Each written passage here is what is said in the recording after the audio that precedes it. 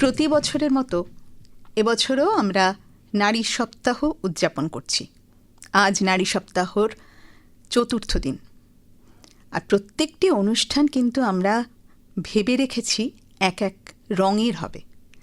আজও সেই রকম একটি রঙের অনুষ্ঠান, রঙিন অনুষ্ঠান। এবং যে অতিথিকে সঙ্গে পেয়েছি তিনিও একজন কিন্তু রঙিন মানুষ। কেননা তার জীবনে দুটো খুব প্রমিনেন্ট প্রফেশন রয়েছে। এই দুই প্রফেশনের একটি মানুষকে আজকে আমি অতিথি হিসেবে পেয়েছি, তিথি দত্ত, কন্টেন্ট ক্রিয়েটার তিথি দত্ত, যার মুখটি কিন্তু আমাদের সবার চেনা। আগে অনুষ্ঠানে তাকে স্বাগত জানাই। তিথি, আজকে অনুষ্ঠানে আপনাকে স্বাগত। আজকে আমরা নারী সপ্তাহে রয়েছি, নারী সপ্তাহের চতুর্থ দিন। আপনার থেকে শুনে নেব নানা রকম আপনার জীবনের রঙিন গল্প। প্রথমেই জিজ্ঞেস করি যে এই যে আপনি একজন সরকারি কর্মচারী, আমি সেই পরিচয়টাও সমাজ মাধ্যমের মাধ্যমেই পেয়েছি। আবার আপনি একজন সফল কন্টেন্ট ক্রিয়েটার। এই কন্টেন্ট ক্রিয়েশন কেন একজন প্রতিষ্ঠিত চাকুরিরতা হওয়া সত্ত্বেও, সেইটা একটু জেনে নিই আগে। ধন্যবাদ। আজকে আকাশবাণীতে আমি আসতে পেরেছি, এটা আমার কাছে একটা খুব বড় অপরচুনিটি। অ্যান্ড সত্যি বলতে আমি ভীষণ honoured. Thank you so much আমাকে এই অপরচুনিটিটা দেওয়ার জন্য। এবার প্রশ্নে আসি। এখানে একটু আমি রেকটিফাই করব, যেটা আপনি বললেন একজন চাকুরিরতা হওয়া সত্ত্বেও কেন এখানে কন্টেন্ট ক্রিয়েশন জগতে আসা। অ্যাকচুয়ালি কন্টেন্ট ক্রিয়েশন কিন্তু আমার অনেক আগে থেকে, মানে আমি 2019 থেকে কন্টেন্ট ক্রিয়েশনের সাথে যুক্ত। চাকরি আমি পেয়েছি 2022-এ। এবার 3 বছর আগে থেকেই সে জার্নি আমার শুরু। ছোটোবেলা থেকেই আমি একটু ক্রিয়েটিভ মাইন্ডের। আমার নাচ গান ভালো লাগতো, নিজেকে সবার সামনে আনতে, পারফর্ম করতে ভালো লাগতো। তো ছোটোবেলায় একটি ইচ্ছে ছিল আমার যে আমি গ্ল্যামার জগতে যাব।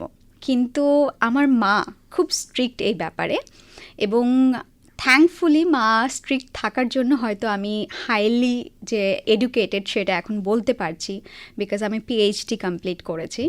তো মা সবসময় আমার পড়াশোনাটাকে একদম হাই প্রায়োরিটি দিয়েছেন ছোটোবেলা থেকেই।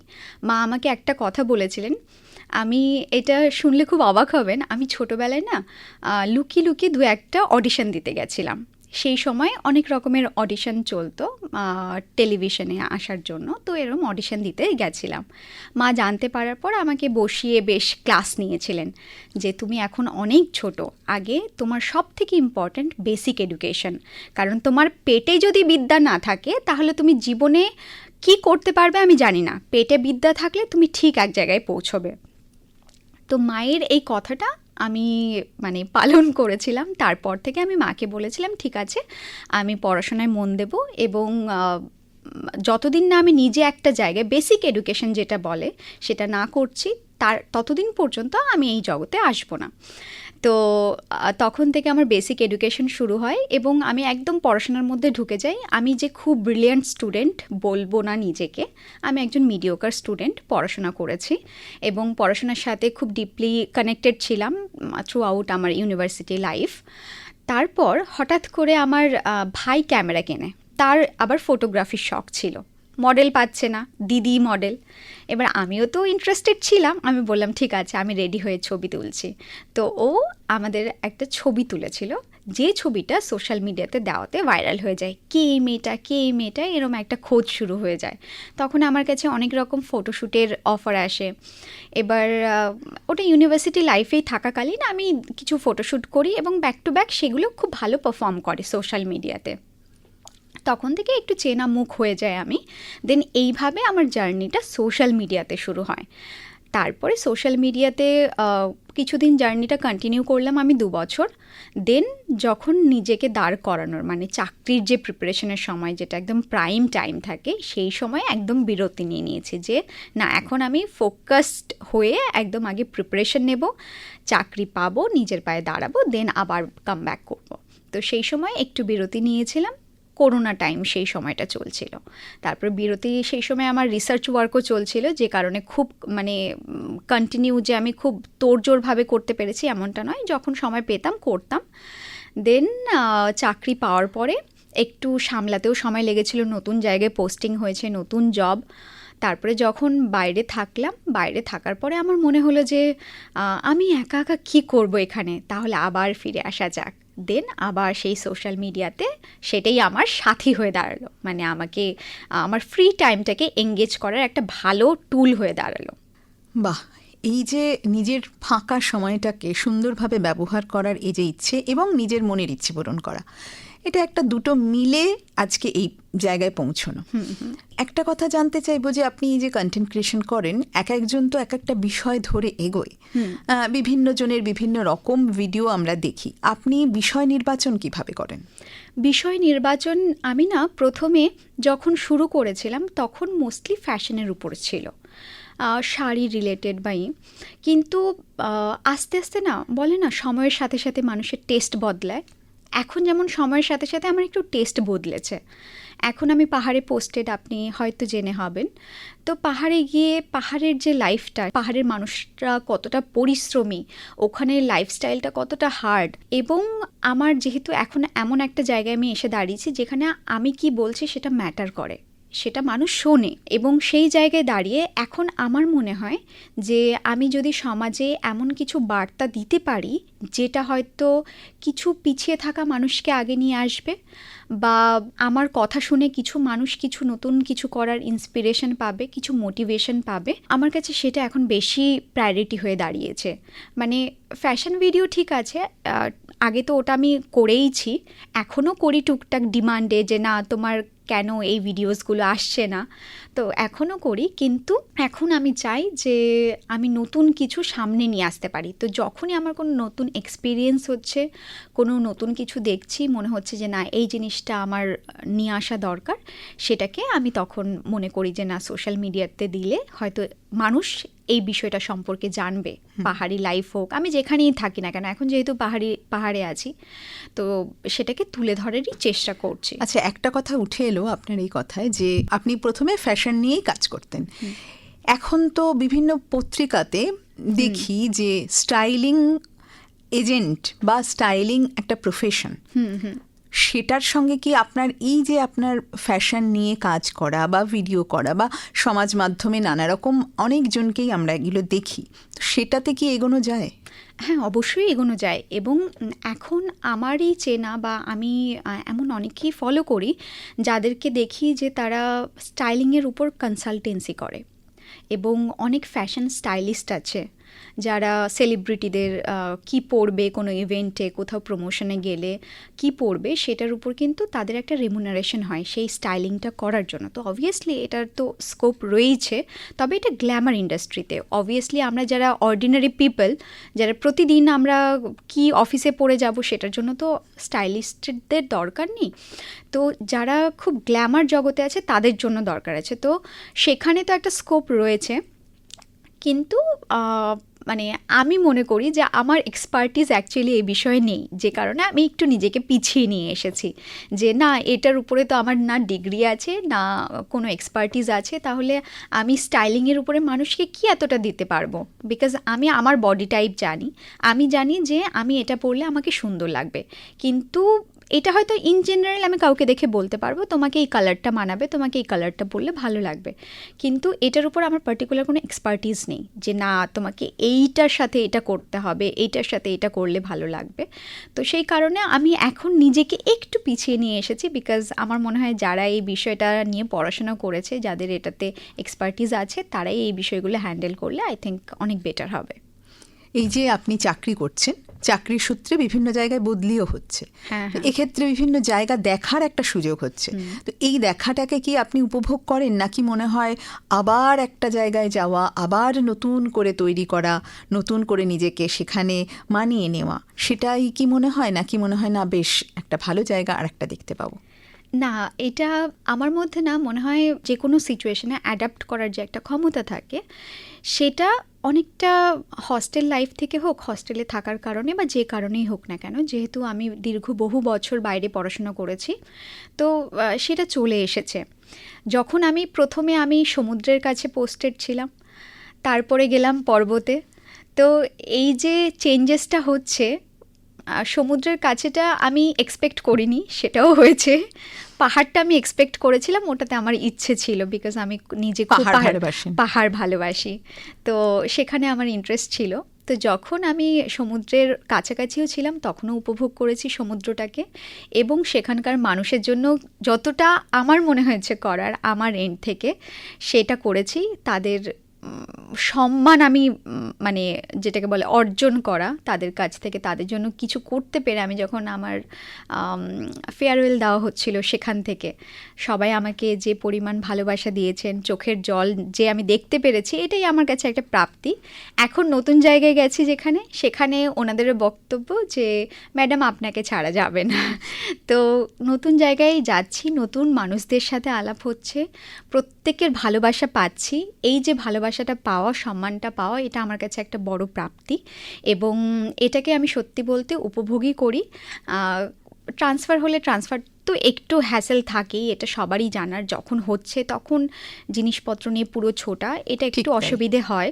ওয়ান্স সেটেলড তখন মনে হয় যে না, এবার নিঃশ্বাস নিয়ে একটু দেখে আশেপাশে কি হচ্ছে, তখন আমি আচ্ছা, এই যে নানা রকম অভিজ্ঞতা হচ্ছে, ভিডিওর মাধ্যমেই হোক বা চাকরি সূত্রেই হোক, কোনোদিন কি লেখার ইচ্ছে আছে এই অভিজ্ঞতা? কি বলবো, একদম মনের কথা বললেন আপনি।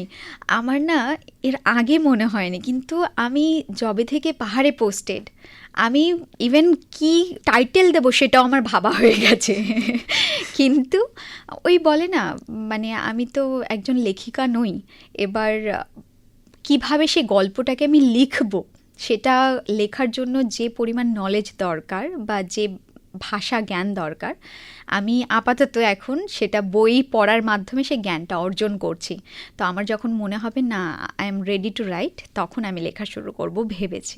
এই বই পাওয়ার অপেক্ষায় আমরা থাকবো, কেননা এই পাহাড়ি মানুষের অভিজ্ঞতা বা পাহাড়ি মানুষদের সঙ্গে মেলামেশার অভিজ্ঞতাটা খুব মধুর হয়। আসলে আমিও খুব পাহাড় ভালোবাসি। তো আর এই অভিজ্ঞতাগুলো শোনার জন্য এবং লেখা পেলে আমরাও খুব উপভোগ করব। একটা কথায় আসি, ধরুন আপনি 10টা থেকে 5টা আপনাকে অফিসে যেতে হচ্ছে, একটা পাহাড়ের টাইম আমাদের 9টা থেকে 4টে, কেননা ওখানে সন্ধেটা তাড়াতাড়ি হয়। বেশ, তাই হলো। এইবারে চাকরির একটা পুরোপুরি দায়িত্ব। একটু আগেই আপনি যেটা বললেন, আপনি খুব রেসপন্সিবল একজন পার্সন, সেটা রয়েছে। আবার ভিডিও রয়েছে, ভিডিওগুলো করা এবং সেগুলোকে পোস্ট করা, সেটাও একটা দায়িত্বের মধ্যেই পড়ে, কারণ আপনার যারা ফলোয়ার আছেন তারা কিন্তু ইগারলি ওয়েট করে। একদম তাই।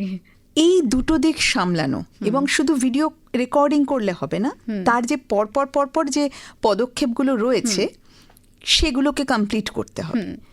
এই এতগুলো কাজকে কিভাবে সামলান, কিভাবে ব্যালেন্স করেন? আমি যদি একদিনের ডেইলি রুটিন আমি বলি, হয়তো আপনার একটু বুঝতে সুবিধে হবে।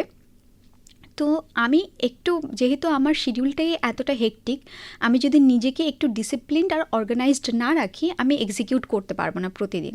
তো আমার যেটা কাজ থাকে, একটা টু ডু লিস্ট করা, যে আমি কাল কি করব সেটা আজই রেডি আমার। আমি সকালবেলায়, আমার 9টা থেকে যেহেতু অফিস, আমি সকাল চেষ্টা করি 7টার মধ্যে উঠে পড়ার, উঠে নিজে একটু ইয়োগা করি। ইয়োগা করার পর আমার যে ডগিজ আছে, ওখানে অনেকগুলো রয়েছে পাহাড়ে, তো তাদের সাথে একটু কোয়ালিটি টাইম স্পেন্ড করা, আমি নিজে একটু ফার্মিং করছি সেদিকে একটু নজর দেওয়া, এইসব দেওয়ার পর স্নান সেরে খাওয়া দাওয়া করে অফিসে চলে গেলাম। যাওয়ার পর অফিসের টাইমটা পুরোটা অফিসিয়াল ওয়ার্ক, ওর মধ্যেই ইনভলভড। ওখানে না আমি কন্টেন্ট ক্রিয়েটার, না আমি অন্য কিছু, আমি একজন রেসপন্সিবল অফিসার। আমার যা দায়িত্ব, রেসপন্সিবিলিটিস, সেটাই আমি একদম ফুললি ওইদিকে মনোযোগ দিয়ে করার চেষ্টা করি। তারপর ওখান থেকে চলে এলাম। ওখান থেকে আসার পর এবার শুরু হয় আমার কন্টেন্ট ক্রিয়েশনের টাইম দেওয়া। ওখান থেকে এসেই আমি প্রথমে যেটা করি, একটু ফ্রেশ হয়ে আমি আগে লিখতে বসি। যে আমার অ্যাকচুয়ালি এটা এই বছরেই আমি রেজলিউশন নিয়েছি যে আমি প্রতিদিন কিছু না কিছু লিখব, সেটা কন্টেন্ট ক্রিয়েশন রিলেটেড স্ক্রিপ্ট হোক বা আমার কোনো থটস হোক বা কিছু।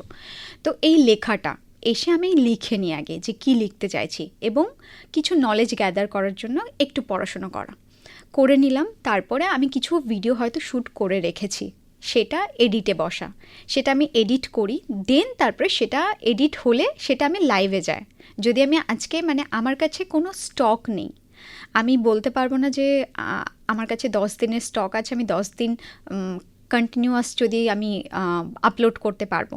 আমি যেমন এখন একটু ব্যস্ত আছি, টাইম দিতে পারছি না, তো আমি টানা ভিডিও পোস্ট করতে পারছি না বিগত 4-5 দিন ধরে। তো কি লাইভ হবে সেটা আমাকে এসে নিজেকেই এডিট করতে হয়। এডিট কমপ্লিট হলো, তারপরে আমি সেটা আপলোড করলাম, ডিনার সেরে নিলাম। ডিনার সারার পর আবার কি করব সেটা টু ডু লিস্ট করা, এবং আমার যদি আরও কিছু স্ক্রিপ্ট মাথায় ঘোরে, কোনো কাজ যদি মাথায় ঘোরে, একটু সোশ্যাল মিডিয়াতে দেখাও কে কী কমেন্ট করছে, কোনো কোয়ারিজ এসছে নাকি, এই রিলেটেড কাজগুলো সব করা। দেন ফ্যামিলিকে একটু টাইম দাও, দেন রাত্রে ঘুমানো, আবার সকালে আর্লি মর্নিং উঠে যাওয়া। তো আমার মনে হয় যদি কেউ কিছু করতে ভালোবাসে, আর যেটা শুটিং, মোস্ট ইম্পর্টেন্টলি শুটিং শুধুমাত্র হলিডেজ এবং উইকেন্ডস, এই দুটো দিনই মানে সময় পাই ইউজুয়ালি আমি। আর যদি কখনো আমি নিজে লিভে থাকি তাহলে সেই সময়টা, তো সেই সময়টাকে ফুললি ইউটিলাইজ করা। একদিন এরকমও হয় কোনো দিন আমি হয়তো সকাল 9টার সময় শ্যুট শুরু করলাম আর আমার রাত্রি 10টা বেজে গেল, সেই দিন শুধু শ্যুট হলো, আমার কাছে ভিডিওস রেডি, তারপরে আমি এক দিন এডিট করব, সেগুলো লাইভ যাবে। তো এটা একটা লেন্দি প্রসিডিওর, এবং এটাকে যারা মনে করে যে না দূর থেকে না, ওর তো বোধহয় সব কিছু করে দেওয়ার লোক আছে, করে দেয় না, ইট ইজ নট ট্রু।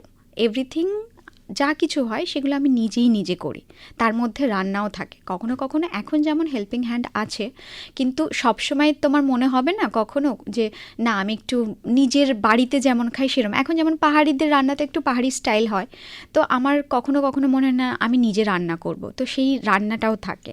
তো মানে অনেক কাজ থাকে। হ্যাঁ, এটা আমি দেখেছি আপনার ভিডিওতে, আপনি বাজার করলেন, বাজার করে এসে রান্না করলেন, যখন আপনি মেদিনীপুরে থাকতেন। সেগুলো তো বলতেই ভুলে গেছি আমি দেখেছি এই ভিডিওগুলো, আমার দেখা। তো সেই জায়গাটাও রয়েছে সত্যি। আর মেয়েরা একটু রান্নার দিকে যেতে ভালোই বাসে, আর নিজের হাতে নিজের রান্না করে খাওয়া তো খুবই ভালো লাগে, আর সেটা করাও উচিত বলে আমার মনে হয়, কারণ নিজের স্যাটিসফ্যাকশন কিন্তু সেখানেও আছে। তাই, একদমই তাই। আর সংসারের প্রতি একটা দায়িত্ব পালন করার মধ্যে তো একটা বিষয় হচ্ছে রান্না, খাওয়া দাওয়া। এটা অনেকটা ঠিকঠাক থাকলে পরের কাজটা অনেকটা ভালো করা যায়। হ্যাঁ, সত্যি তাই। এবারে আসি আমাদের আকাশবাণীর কথায়। আজকে এলেন আকাশবাণীতে। আসলে আমরা তো ছোটবেলা থেকে আকাশবাণীর সঙ্গে জড়িয়ে বড় হয়েছি, তো আপনার কাছে আকাশবাণীর অনুভূতি, অভিজ্ঞতা কি, সেটা একটু শুনবো। ছোটোবেলায় আমরা রেডিও শুনতাম, কিন্তু কখনো যে আকাশবাণীতে এসে আমি রেকর্ডিং করতে পারবো এটা আসলে আমার ভাবনার বাইরে ছিল। এটা একটা বড় অপরচুনিটি আমার কাছে, এবং আমার মনে হয় এটা আমার অ্যাচিভমেন্টের মধ্যে পড়ে গেল আজকের দিনের পরে।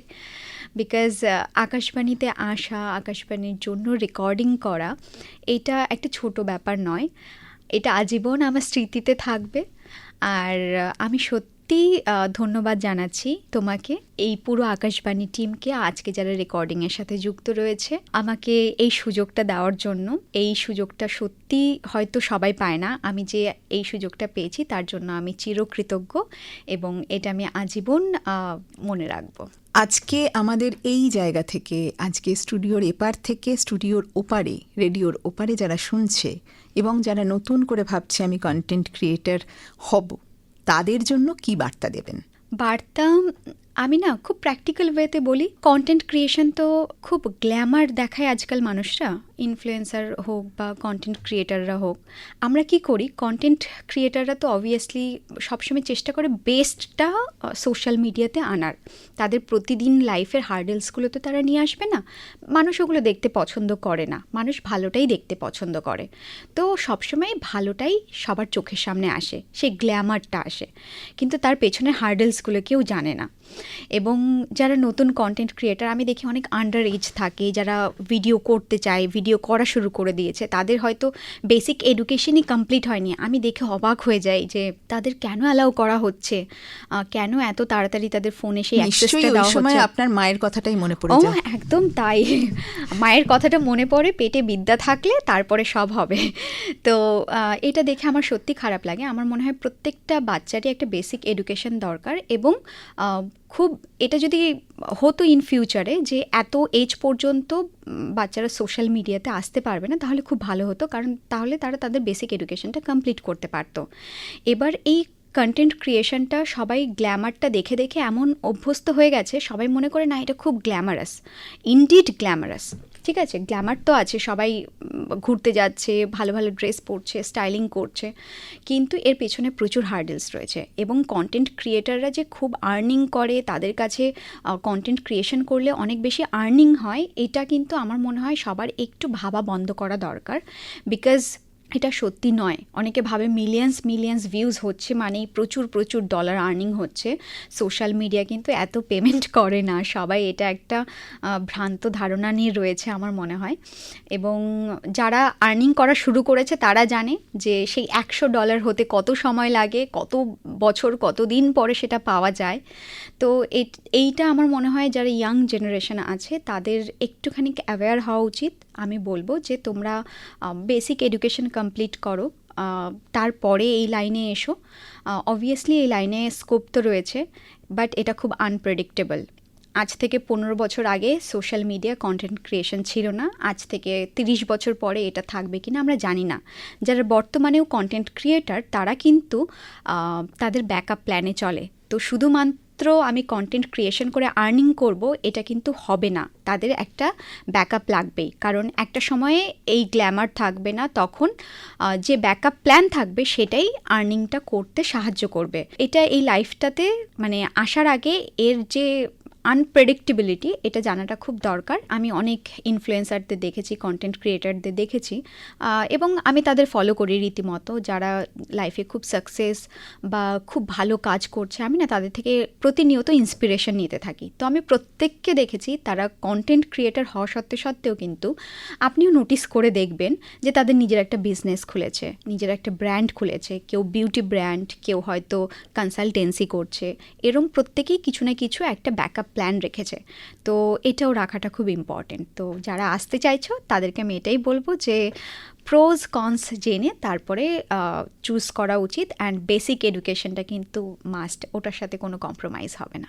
শ্রোতা বন্ধুরা, তিথির কথায় এটা বোঝা গেল যে চকচক করলেই কিন্তু শোনা হয় না।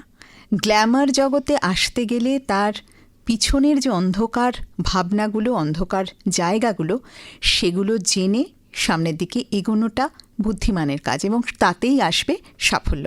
এই যে নারী দিবস পালন করা হয় আর আমরা নারী সপ্তাহে রয়েছি, এটা আপনি কিভাবে দেখেন? আমি সবসময় বিশ্বাস করি উইমেন সাপোর্টিং আদার উইমেন। ঠিক আছে, একটা মহিলা যদি আরেকটা মহিলাকে আপলিফট করে, সাপোর্ট করে, তারা যে দ্রুত তাদের উন্নতি হয়, সেই উন্নতিটা হয়তো কেউ যদি আরেক পা ধরে টানে সেটা কখনোই সম্ভব নয়। তো আমি নিজে একজন খুব বড় সাপোর্টার। যেসব নারীরা জীবনে লড়ছে, কিছু করার চেষ্টা করছে, আমি সবসময়, এটা হয়তো সবসময় তো দেখানো সম্ভব নয়, সব কিছু পর্দার সামনে আসেও না, কিন্তু আমার এরম অনেকে রয়েছে যাদের আমি খুব কোর হার্টেডলি সাপোর্ট করি, সেটা ফিনান্সিয়ালি হোক, ইমোশনালি হোক, বা আমার চিন্তাভাবনা দিয়ে হোক। আমি চেষ্টা করি তাদেরকে জীবনে এগিয়ে নিয়ে যাওয়ার, বা তারা যাতে সামনের দিকে এগিয়ে যায় সেই একটা পথদৃষ্টি দেখানোর। এবং নারী দিবসটা উদযাপন যে আমাদের হচ্ছে, এই নারী সপ্তাহটা, এটা খুব ইম্পর্টেন্ট। এটা একটা খুব ভালো বার্তা মানুষকে দেওয়ার, কারণ আজকালকার যুগে নারীকে সাপোর্ট করছে, এটা আস্তে আস্তে দিনকে দিন কমে যাচ্ছে। তো যতদিন না আমাদের মনের মধ্যে থেকে সেই নেগেটিভিটিটা বেরোবে, একটা নারী যদি উপরে যায় না, সে পুরো সোসাইটিকে নিয়ে যায়, এটা সবসময় মাথায় রাখতে হবে।